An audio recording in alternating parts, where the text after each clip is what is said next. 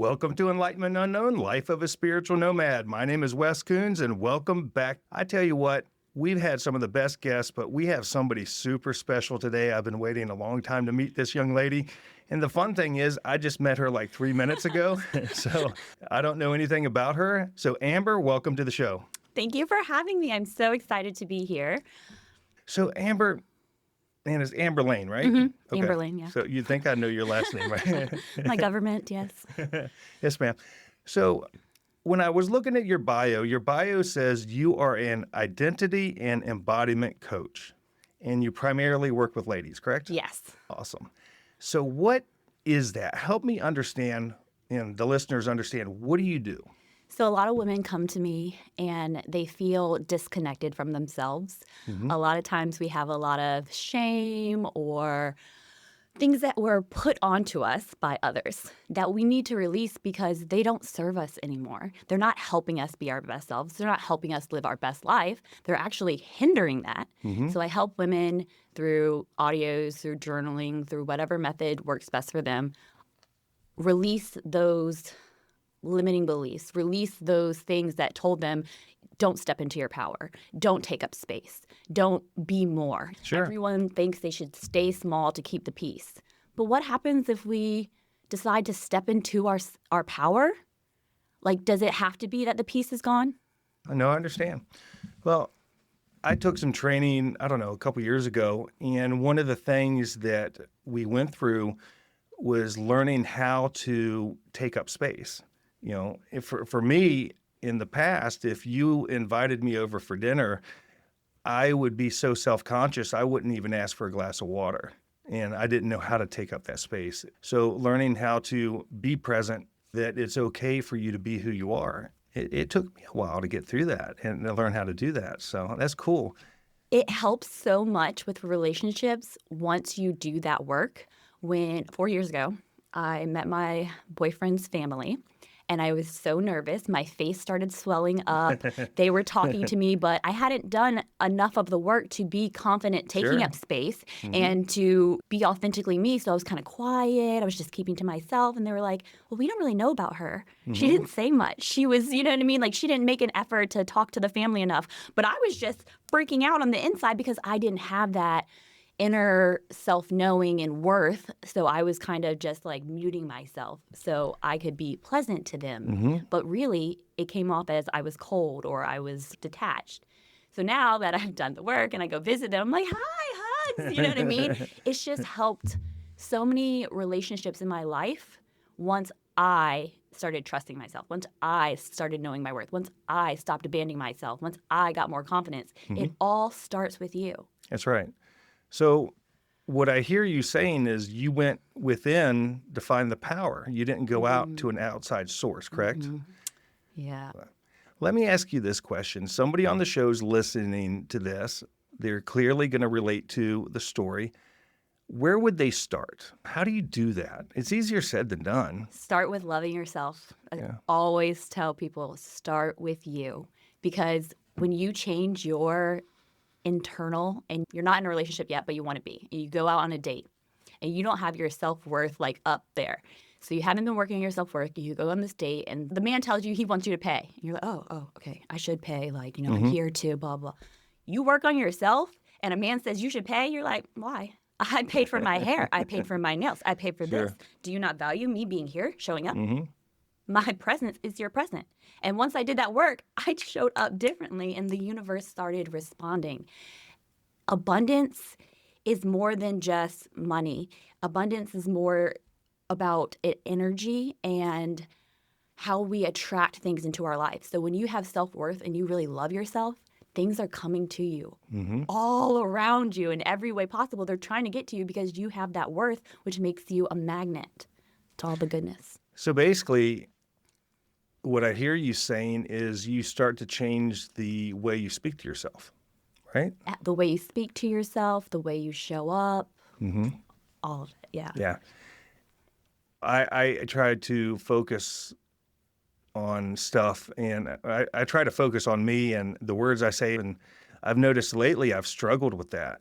And so this morning when I was getting ready, I'm reflecting. I'm like, where am I not being authentic in my life? Because it's bleeding out in different things. It's bleeding out in the way maybe I'm judging somebody, maybe the way I'm speaking to myself, anger starting to show up. And when I find that I do that, I start to find where I've stopped being authentic, right? Yeah, you have some kind of energy leak. Mm-hmm. So you find right now that you are having these issues, these emotions and stuff like that? Mm-hmm. Have you like took yourself on a date? Have you done any self-care? Have you done anything for you? Well, I don't know. Doing stuff for me sometimes can be a challenge. That's one of the things I've been working through. When you came in, I said excuse the construction because I've got some upgrades going on. So I'm putting together this healing room that has a sauna and a cold plunge in there. So hopefully the HVAC people are coming today. But yeah, I'm trying to do that, and that has not really been easy for me in my life. But I've every not put day in the myself. day to day, it could Hmm. just be taking 2 minutes. I used to, so weird. I don't know if my boyfriend's gonna let me talk about this, but I used to stand in front of the mirror naked and I would just look at myself. Because as women, we take a photo and we Hmm. pick it apart. We pick it apart. Every time we see ourselves, walk by the mirror, oh, my hair is a mess. Let me fix this. And Sure. we don't have to be so perfect. Mhm. So I started doing this mirror work. And one day I decided to just be with myself, completely me. And the first day was very uncomfortable. I was like, oh, look at that. Oh, this has got Hmm. bigger cellulite. Great. I should work out more. And I did it and I did it for 2 weeks. And finally, I was able to stay in front of the mirror for a whole 2 minutes. And I started coming to the mirror and being like, oh, my smile looks nice today. Oh, my skin's clear. And I stopped Nice. coming to the mirror with judgment. Hmm. I started coming with compassion. Hmm. So I would say just try some feminine activities to get you into that I will receiving and do that. feeling that love for yourself. Hmm. I love being a woman, and I don't think we celebrate it as much as we should. Sure. Well, I was talking to Kelsey last night, and she was telling me basically the same thing. Shout out to Kelsey for giving me some good advice and pushing me when I don't want to be pushed. But we grow up and we have that cage that society puts on us, the cage that our family puts on us, maybe depending on what your culture is, the cage that comes with that culture, right? And then at some point, we agree to stay there. And I believe as adults, when you're a child, it's one thing, but when you become an adult, I believe it's our responsibility to start looking at what's going on in our life. I don't think we necessarily get to say, hey, I was molested as a child, which I was, and so this is why my behavior is this way, and it gives me the free ride to do whatever I want to do. I believe it's our responsibility as adults to look at how can I heal what's haunted me? Because this isn't what we're here to do. We're not here to Mhm. suffer. 1000%. I say Yeah. that every day. If you Hmm. want to suffer through life, go ahead. You don't get bonus points. I want to live an abundant life. I want to have a good Yep. time. I want to be happy. I want a soft life. I know some people are like, oh, whatever. That's me. That's what I'm here for. Be Sure. here for what you want, but Sure. have a good time. Well, I think also having a relationship with yourself, I think a lot of people have a hard time having a relationship with money. And I remember when I was 14, I had my first business and I'm pushing this lawnmower down the street. And I don't know why I said it, but I said it out loud. I said, I make money easily and I've always made money easily. I don't have a negative relationship with money. What would you suggest if somebody does have a negative relationship with money? How would you suggest that they shift that? Okay, so again, self love is the base of everything. Money is the energy. If you don't see your worth, then Hmm. how are you expecting money to come to you? Money is a relationship. Okay, say you're dating again and you meet a guy and you're like, oh my God, he's so cute. I love him. I want him to come home with me. I want to get married. I want this. That guy's going to be like, whoa, she's crazy. Hmm. Money is the same way. If you're obsessing about it and trying to get it and saying you need it, all you're doing is repelling it. Hmm. But when you love yourself and you're giving to others freely, that can be a compliment. It doesn't mean you have to buy someone. You Sure. can give good energy that isn't money and still be in abundance. Hmm. And you only have to switch it to the dominant vibration. And once you do that, things start flowing to you. But you have to have a strong sense of self and self-worth for anything to come to you. In my experience, love, money, whatever it is, it starts with you. It does. It It does. all does. Yeah, I've heard that my entire life. It starts with you. It's inside you. It's this or it's that. I think for me, the very first thing that I did that went inside was when somebody told me to date myself. And of course, maybe in me, I had a smart ass comment with that. But what she was saying is, if I'm in a relationship, I'm not going to look at my wife or my girlfriend and say, hey, you're ugly, you're stupid, you're weak, you make me sick. Nobody's going to love you. I would never say those words to anybody, but I said them to myself. Mm-hmm. And so when I started to look at that, and when I would say the negative thought, I'd be like, all right, I see that. I'm not going to do it again. Then 13 seconds later, when I did it again, I would say it again over and over. And after a while, that started to shift. I do the same thing. I go, oh, that no longer serves me. And if Mhm. it comes back, it still doesn't serve me. It can Yeah. come back as much as it wants. This doesn't make it any different. Mhm. No longer here Yeah. for that. So what does embodiment coach mean? Help me understand what that means. So let's say you're working towards a goal. You want to be fit, rich, whatever it is. You have to become the person. You've heard before, be, do, have, and everyone just wants to have. Sure. But you have to be the person who would allow that in. So I'm hoping by this time next year, I will be a millionaire. But I can't just be like, okay, I'm a millionaire. Sure. You know what I mean? Like, that's not real. I have to start embodying it, acting as if, until our identities collapse and become one. Mm-hmm. So if you say, I want to lose weight, and you decide you're going to start going to the gym, and you go to the gym a couple of times and you're just like, I don't know. But you haven't really identified as the person who goes to the gym, identified as the person who's going to work out and take care of her body and eat nutritious food. No, you just like, oh, this is my goal. Sure. But you really need to make sure your goal matches your values and your identity so you're not sabotaging yourself.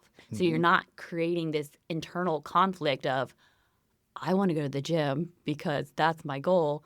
Doom scrolling is way safer and comfortable and I don't have to drive. Yeah. But if you're really identifying as the person who goes to the gym and you're identifying as a bodybuilder or whatever, you're not going to stay in bed and doom scroll. Mm-hmm. You're going to get out of that bed because you're the bad bitch who works out. Yeah.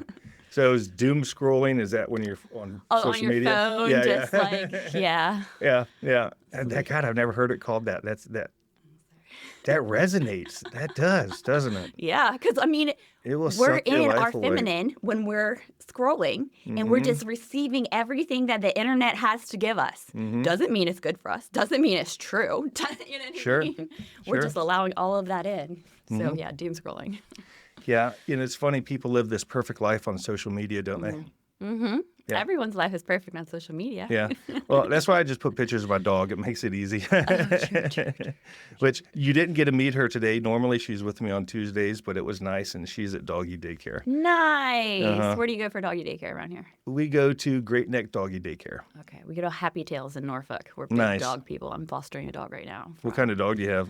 So I have a golden retriever, and then we just she was in North Carolina, and she was found, and she had the worst case of mange, and she was just covered her whole body. So they flew her to Virginia and brought her to me, and she's been with me for the last 3 days.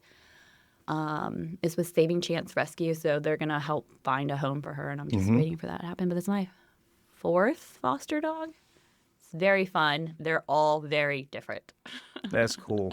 And that poor baby. At least she's getting to experience love. It was Yeah. her first time being in a bed or a warm house. I'm like, oh my God. Oh my God. I got all the treats, all the things. Yeah, we take that for granted, and that love not everybody gets it. Right? Or a warm bed. There's so many things that we take for granted. And again, with our spiritual work, this is why gratitude is important. Mm-hmm. This is why I want women to have wealth, because when women have wealth, oh, look, I'm helping the animals. Oh, I'm helping small business. Oh, I'm helping other women. Mm-hmm. So abundance is so, And they're not being stuck in a relationship that they feel like they can't leave, oh my gosh. right? My favorite thing about money is that it gives you the power to say no.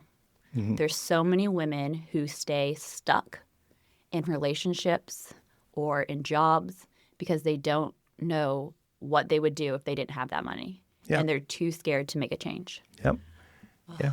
Yeah. I see that all the time. And it's, you see that individual's light dim because they're stuck in this situation that they can't do anything about. Well, they're dimming their light. They're people Mm-hmm. pleasing. They're abandoning themselves to keep the Mm-hmm. peace. But when you start working with me and looking at your life and thinking, maybe I don't want this anymore. I'm refusing to take that to the next level. Like, and start looking at it, you get more confidence. And once you get more confidence, someone tells you something that doesn't align with you, Mm-hmm. no. Yep. You have the power to say no. That's right. Hey, have you seen in the news where these monks have been walking from Oh, yes. Texas to, they're up in DC area right now? Mm-hmm. That's been pretty cool to watch. Oh my God, it's so cool. My aunt went. I did not go. Unfortunately, I had to pick up the kids from school. But she said just being around them made her feel like at peace and like good Mm-hmm. energy. And she's been really stressed out because she watches the news a lot in the world. Mm-hmm. And so it was good to see her light come back after her going to see that, because Nice. it really made her feel like there are people who still care. There are, you know what I mean, Mm-hmm. like Mm-hmm. good energy in the world. Yeah, I think they have some big meditation or something tomorrow night. And I wish I had paid attention earlier, or at least seen it earlier. I don't watch the news, so the news just takes me down a rabbit hole of pain and misery, right? Because we can't change it, right? I can't change those things.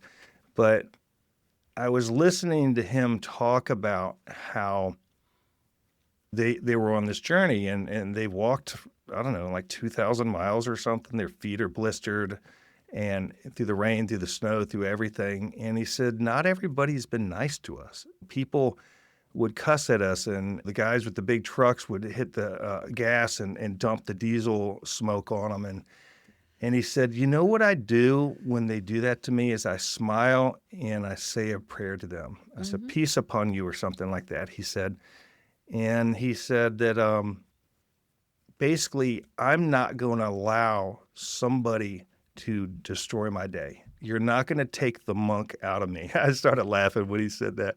He said, you're not going to take the monk out of me. You know, I am here to serve, to be of peace, and I'm sure there's lots of other things that they do, but I really thought that just kind of stuck in my head. He said, you're not going to take the monk out of me. Yeah, he's not going to be reactive. He's not here for anything other than peace. So that's what he's going to give. That's what he is embodying peace. It's in him. He's radiating it. Even when someone comes at him with negative energy, you don't have to react. Yeah. He has self-trust. He has self-worth.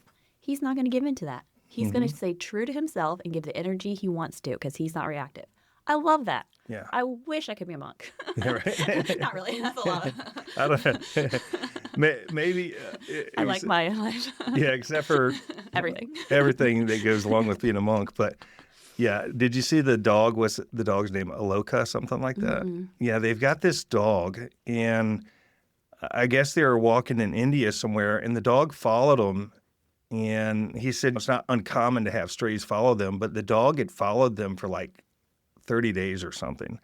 And so they decided to adopt the dog. They said the dog deserves better because when they left there, the dog would have been back out on the street and stuff. And this little dog just follows them. And if you see him on social media, the dog looks enlightened.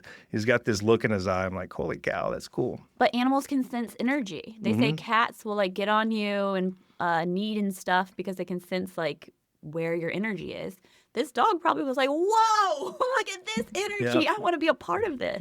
Yeah. As a dog, that's where I would go. Hey, my dog Abigail, man, she is gifted. She understands energy, healing work. She's got 3 big stones in her bed that are about 6 inches across. She picked them So those stones were in my friend Lakota. She's a Native American medicine woman. She did a ceremony, and those stones were in the ceremony.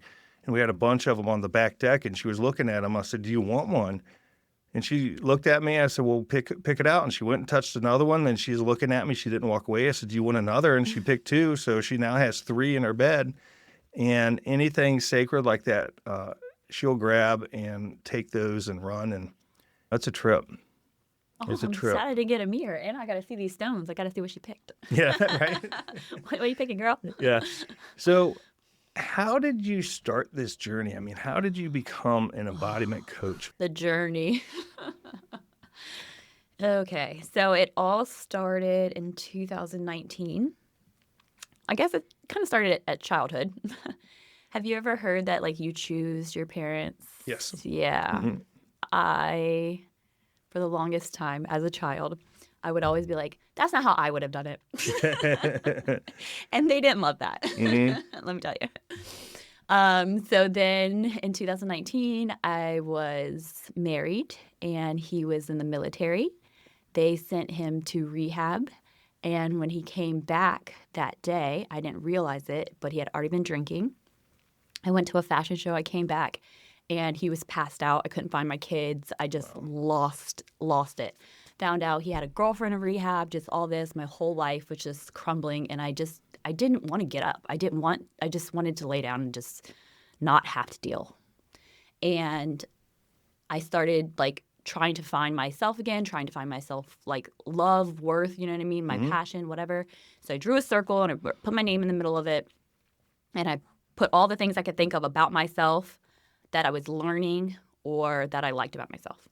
And so I started going through those things, trying them out and figuring out what was authentic to me. So at first, I created a blog and it was called The Manifesting Mama, and that's now my Instagram handle. I just restarted it though. So I started dating myself, trying to Yeah. figure out what I like. And someone had told me when I was younger that I should be a model. So I started dabbling into that. But I'm a master manifester. Like I'm a Pisces, so I'm like, I'm gonna be this. And then like I just step into that identity. Nice. So I did that. And then a couple months later, I'm getting modeling gigs, I'm booking it, but I'm like, I don't really want people to just like look at me for my body. Like I don't want my body to be the most interesting thing about me. What else could I do to empower people? So then I was like, okay, I've always liked dental. I'll jump into that. So I went to dental and I was like, oh my God, this is disgusting. Yeah, that's not a job I'm going to do. It's disgusting. So I started taking some courses on female embodiment, somatic work, and it was really just for me. I found that when I was in dental, I was carrying a lot of stuff. People come in and they're like, I'm like, hi, how are you doing? Come on back. And they're like, I don't want to be here. I hate the dentist. And I'm like, oh my God, I'm at work. Like, Yeah. they're like, what do you want me to be? Like, I'm trying to help you. And they're like, well, I'm in pain. And I was like, oh, this is the same tooth we told you about 2 years ago? Okay. Like, and now it's an emergency. So like, they were so mad all the time that it was draining me. And I was trying to figure out how to protect myself from that, how to shield myself and stay in my feminine energy, how to do different exercises to release stored energy in my body and to calm myself and to make sure that I was okay. So once I started doing that, my friends saw it. They're like, what is happening to you? What's different about you? Like for like a month, every person I saw was like, what's going on with you? Like, what are you doing differently? You got a new man? Like something's happening. You're glowing. And I was like, I just started giving myself the love I give to others. You know what I mean? Like I would know every Sunday I do like my Sunday reset. And there would be times that I know what I need to do for my self-care, but a kid needs me or this is dirty or whatever. And I was like, no, you have to stop abandoning yourself. Do what you need to do for you, and then you can go put out a fire. But stop making everyone else such a priority. Everyone else is so urgent, and I'm not. That's how I ended up crying on the floor in Spain, broken. Sure. So I just started doing the work. And once I started doing the work, other people were seeing it. And I did take courses to get certified, but it was just for me. But then I was like, oh, okay, yeah, I can help you with this. Oh, yeah, I can do this. Oh, your man doesn't want you because you're focusing too much on him. Focus on this. And then she started focusing on her photography business. That started blowing up. Men, not just him, men wanted her. You know what I mean? So I realized in life, I was always telling my parents what they should have been doing differently, coaching them. Dentistry, I wanted it to empower people, to make people smile, to make people more confident, which coaching does. So I realized this whole time that I've been called to do this, but I didn't understand what it was. Pieces of me have been pulled this way, but I wasn't ready to listen. I didn't have the self-trust of whatever I do, I can figure it out. You know what I Yeah. mean? I was still kind of playing small. And this is my yes year. This is my year of not playing small anymore. Good. Good. So, It's funny how we play small, isn't it? funny? Yeah. Sad. Yeah, it is sad. I think human nature, for whatever reason, goes towards the negative, goes towards that, and instead of the other way around. But, who knows? So how do people find you? Where would they go to find you? Mostly it's on Instagram right now because I did start a free school community. So people who are having issues in the community, they can post like, I'm trying to manifest money. We're doing a free money manifesting challenge right now. Or I want love or whatever. And I want the goal to be that community is a place that people can show up and they can all be collectively helping each other. Sure. So if you don't want to pay for anything or you can't pay for anything or you're just wanting to know what it's like to start working on yourself, I want you to have a place to go. I don't want you to have to pay for it or, I want to remove any block from you saying no. Nice. Because I want you genuinely to love yourself and to be a better person. So there's a free place to go for A them to free connect school. and have a support system. Yep, I call it the Regulated, Rich, and Radiant because there's different courses. Some of them are regulating your nervous system and just taking a step to sit with yourself, to not be in the urgent, I have to do this right now, stressful energy, to just calm yourself.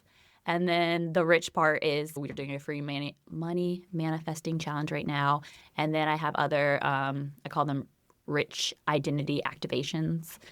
And then the radiant part is there's a course and it goes over like self-abandonment, self-care, self-sabotage, like all the beliefs. And that is like an audio-based thing. And then I give them a workbook so they can go through and start seeing what they're saying to themselves. Start seeing the patterns that are showing up and start shifting them in real time because one little shift, you may not feel it. You may not be like, oh, that was the shift that changed my life. But these little micro actions, these little decisions that you're making in your day are showing up in your 3D reality. You just don't see it sometimes.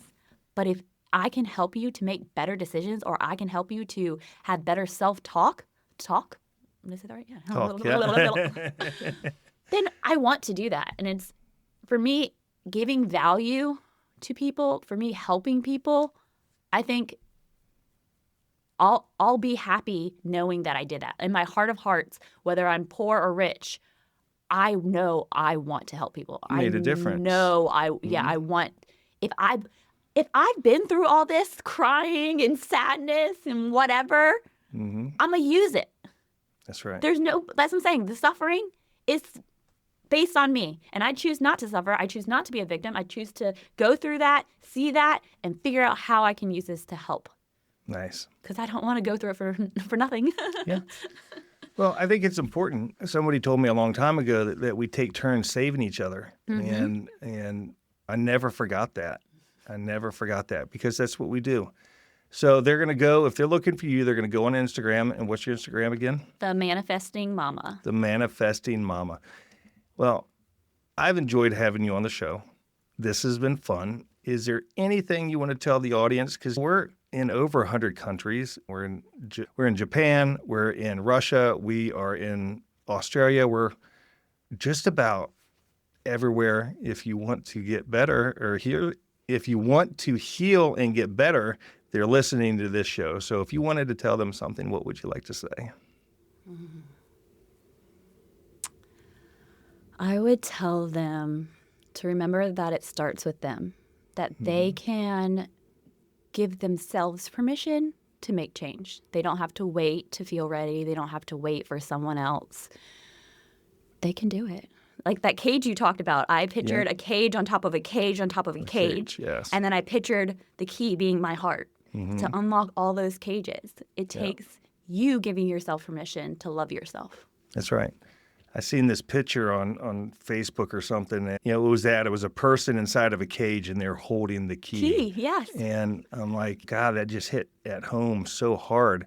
And having the courage to step through and to do something. If you want to change your life, if you want to connect, if you want to reach out, check out Amber, and you've got programs for everybody.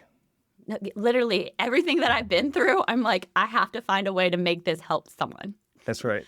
And it's the Manifesting Mama. Mm-hmm. All right, the Manifesting Mama. I'll have it on my page.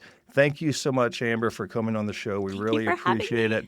We've got the best audience. If you have any questions, reach out to me at VB Healer on Instagram.